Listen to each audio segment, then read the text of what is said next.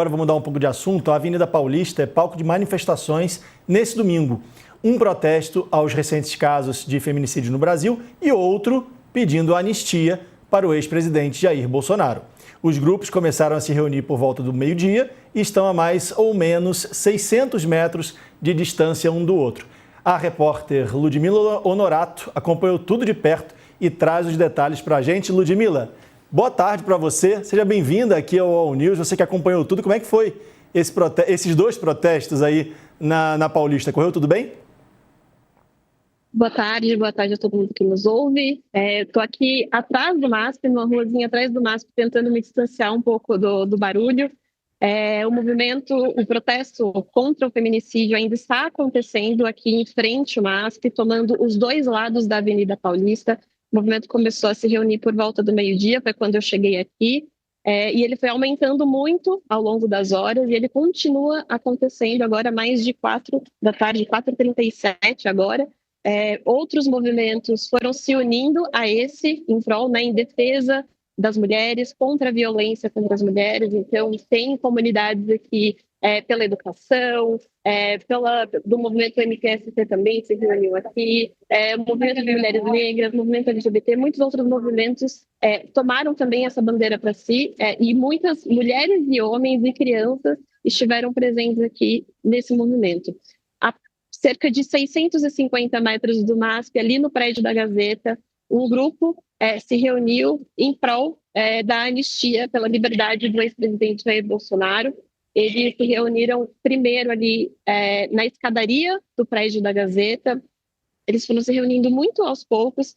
Por volta de meio-dia e meia, mais ou menos, eu passei por lá também. Tinha algumas pessoas reunidas na escadaria.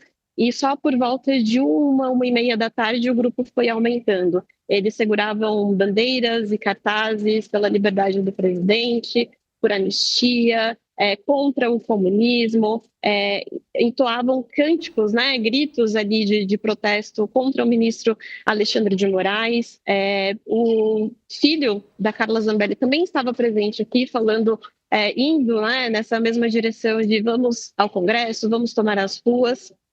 O que eu senti, né, dos dois movimentos, o movimento contra a violência contra as mulheres, contra o feminicídio, ele estava um pouco mais cheio, tomando os dois lados da avenida, né, as imagens mostram ali também, e o protesto pró-anistia, ele estava mais esparso, assim, então você andava na rua, tinha um pouco mais de espaço entre as pessoas, dava para você ter um pouco mais de movimento ali entre um e outro, e eles começaram a se reunir, tomaram o outro lado da avenida, né, o lado ímpar da Avenida Paulista, ficaram ali com um carro de som, cantaram músicas religiosas, cânticos diferentes, né, ali, pelo Bolsonaro, apoiando o Bolsonaro e pedindo que ele fosse liberto.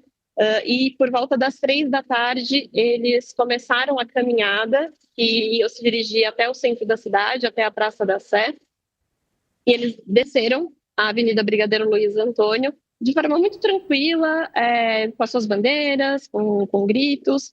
Teve um único momento que eu vi muito rapidamente um ovo sendo atirado ali na avenida, mas foi só um, não vi outros. Mas foi atirado? Os dois. Um ovo foi atirado na avenida. Um ovo foi atirado no meio da avenida? Exato. Tinha muitas pessoas nos prédios ao redor, alguns com a bandeira do Brasil, outros manifestando contra, né, esse protesto pró-anistia. Então, tinha algumas discussões ali. Eu presenciei 2 vezes discussões ali de pessoas de lados opostos, né, do espectro político, discutindo, mas só verbalmente. Os dois protestos foram muito tranquilos, no sentido de que não houve violência, não houve atritos, né? A Polícia Militar e a Guarda Civil Metropolitana estavam acompanhando os dois protestos. A CET também estava coordenando todo o trânsito nos locais onde as avenidas, os acessos estavam fechados à avenida. Então foi tudo tranquilo, na verdade. Os movimentos não se encontraram. Enquanto o movimento contra a violência contra a mulher estava parado aqui em frente ao MASP, o outro movimento da direita foi se dirigindo para o centro da cidade, até a Praça da Sé, onde, em tese, está programado para ele se diluir, né? se dispersar. Então, essas foram as percepções, assim, tudo bastante tranquilo, cada um no seu campo ali de atuação e fazendo um protesto pacífico, né? Não teve nenhum caso de atrito ou de violência. Te trataram bem, Ludmila? Ainda bem que o ovo não caiu perto de você, né? Não, porque a gente vai para esse tipo de protesto e a gente fica com medo de acontecer alguma coisa com a gente, né? Como repórter, porque nunca se sabe o que vai acontecer hoje em dia. Exato, foi quase. Eu só senti o respingo ali do ovo na minha calça, mas foi tudo tranquilo. Dos dois lados do movimento, quando eu ia conversar com as pessoas, eu estou identificada, né, com o meu crachá do UOL, e elas falavam, uma jornalista do UOL, e aí elas foram bem solícitas para conversar, ninguém se recusou, ninguém disse nenhuma palavra contrária, né, à minha presença, então me senti tranquila para circular entre os dois espaços, e o que eu percebi, na verdade, é isso, assim, uma diferença mais assim da quantidade de pessoas e da intensidade, né, do movimento, o quanto eles permaneceram aqui, que foi principalmente o protesto contra o feminicídio, que foi organizado muito rapidamente nos últimos dias, né, pelo Movimento Nacional Levante Mulheres Vivas, enquanto o protesto pró-anistia foi principalmente movimentado ali nas redes sociais pelo padre Kelman, que estava presente aqui no protesto, junto com outras lideranças religiosas, tanto pastores quanto líderes católicos, e também pelo vice-prefeito de São Paulo, né?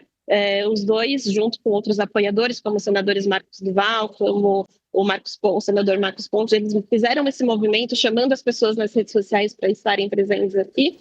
Então, tudo aconteceu muito no mesmo momento e, de fato, coincidiram no mesmo dia aqui para realizar esse protesto.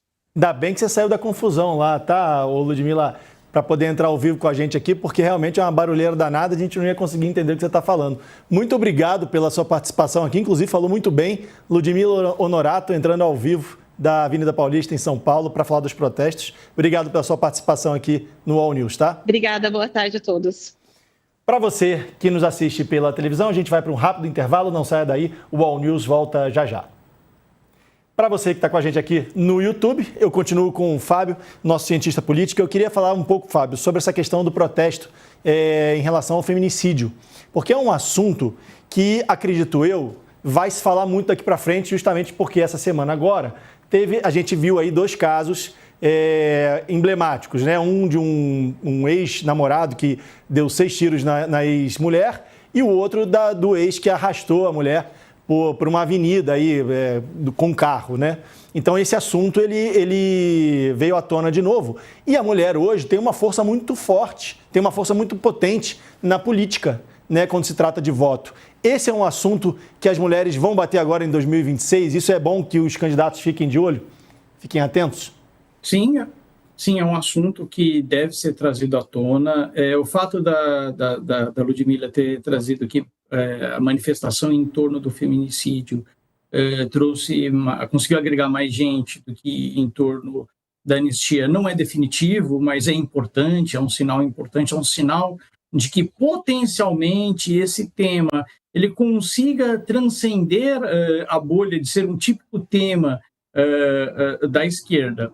Porém, é um desafio, né? Porque quando a gente vê as imagens, eu, por exemplo, particularmente, não consegui assistir todo, né? Mas quando a gente vê as imagens, é muito chocante, né?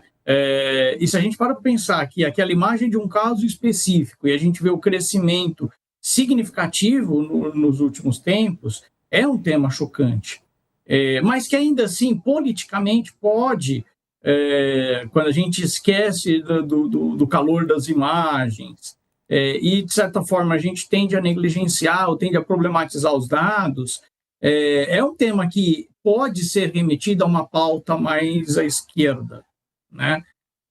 Então, eu vejo com muito bons olhos, particularmente, mas ainda que não seja definitivo, o fato dessa primeira manifestação ter conseguido agregar mais gente, mais movimentos que, pelo que a repórter falou, são de esquerda, mas também outros movimentos sociais. Insisto que que não é uma posição definitiva, porque dentro da direita / extrema-direita tem uma discussão que retoma valores mais conservadores a respeito da visão da mulher e o seu papel social, e que poderiam falar que não vão negar a força do feminicídio, ninguém seria louco de fazer isso, mas colocar a discussão em outros termos, né? Mas, de qualquer forma, é um tema que deve ganhar à tona, sobretudo porque os dados cresceram, e aí, voltando para o Tarcísio, né? Os dados cresceram muito em São Paulo, de feminicídio. Um minuto. Em caso aconteça dele ser candidato, isso vai ser trazido à tona. Só um minuto, Fábio. A gente está de volta aqui do intervalo. Para quem nos assiste pela televisão, seja bem-vindo de volta. Queria que você continuasse falando sobre isso. Eu te interrompi, né? Porque a nossa transmissão continua na internet. Eu queria que você continuasse falando sobre o feminicídio.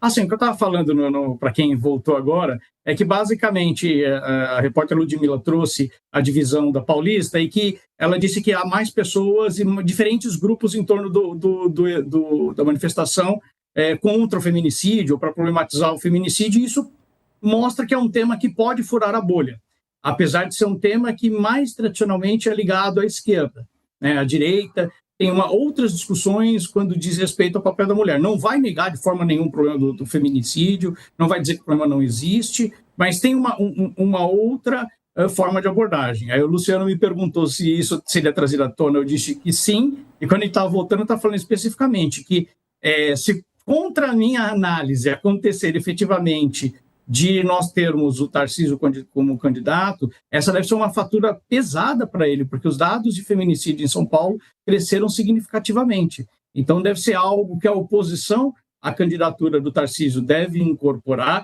e deve utilizar significativamente na campanha de 2026.